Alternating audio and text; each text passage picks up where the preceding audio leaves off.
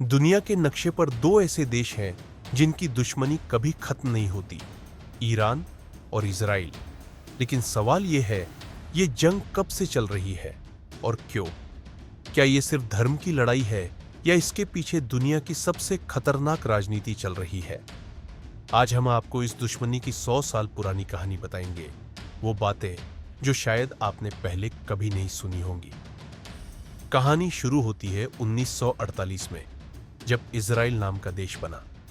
Middle east के ज्यादातर मुस्लिम देश इजराइल के खिलाफ थे, लेकिन ईरान तब तक ज्यादा विरोध में नहीं था।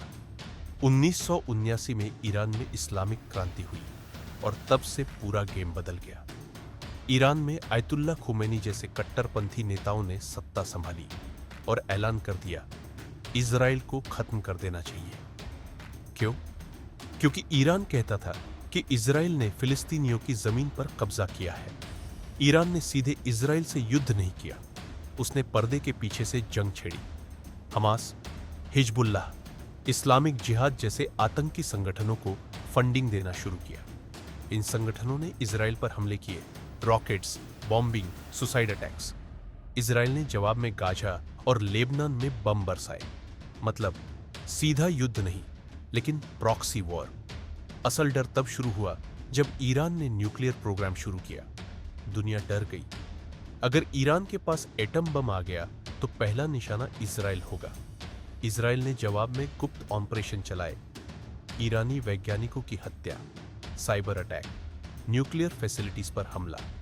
ईरान कहता है, हम शांतिपूर्ण मकसद से कर रहे हैं।